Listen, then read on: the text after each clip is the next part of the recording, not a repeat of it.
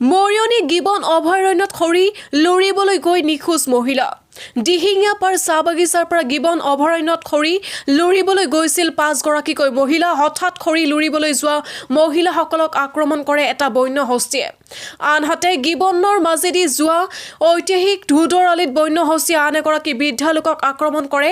আক্ৰমণত আহত হয় মহাবীৰ মহাত্ত নামৰ এজন ফেৰীৱালা।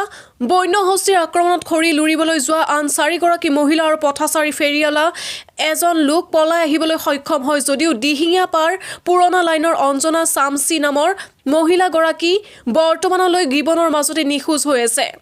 মহিলাগৰাকীৰ সৈতে যোৱা মাৰিয়ম ৰজক, ৰীতা মাহিলী, পূৰ্ণি কৰ্মকাৰ আৰু সুমন মুণ্ডা সুকলমে নিজ গৃহত উপস্থিত হয়। বন বিভাগে সুকলমে উদ্ধাৰ হোৱা আন 2গৰাকী মহিলাক লৈ উদ্ধাৰ অভিযান আৰম্ভ কৰিছে। আমরা 5 জন যাই রহি আর ও একজন ভিতরে থাকে গেল। আমরা খড়ি খুঁজতে রহি, অলপ অলপ শুকনা খড়ি তলরে সন্তাই রহি আর হাতিটা জোরসে গগাই দিল যে আমরা সবজন ছুটির খান জংশন দিকে ভাগিয়ে দিলি। না আমরা বেলেগ বেলেগ রহি ওদিকে। হ্যাঁ না আগে যাই আর যখন তখন খড়ি নাই থাকে তখন যাই। 5টা আমরা আইলি আর আসে কোনো খুঁজতে গেলি আইবে কি বলে কোনো লোক যদি দেখলি না এসে না এসে তো ওদের ঘরের মানুষগুলাকে খবর দিলি আর এখন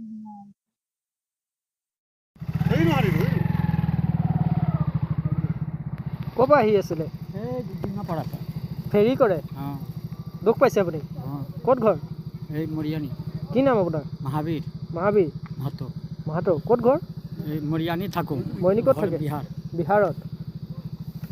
সরাসরি শুকনা খড়ি করছিল, শুকনা খড়ি করে এত করলি তার পিছিয়ে যে হাতি ওলাই গেল। হাতি ওলাই গেল পিছিয়ে তো সবসময় হালা করছিল হাতি থেকে যে যাবো যাহা তা ভাগে দিয়ে যেমন 5 জন 5 জন। হ্যাঁ ওই ওটাই ভুলাই গেলে আসলে ঘরে বললি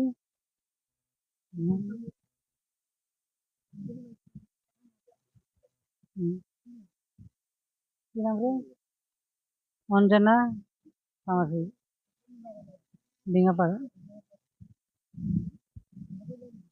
হ্যাঁ যাই থাকি শুকনা খড়ি আনতে।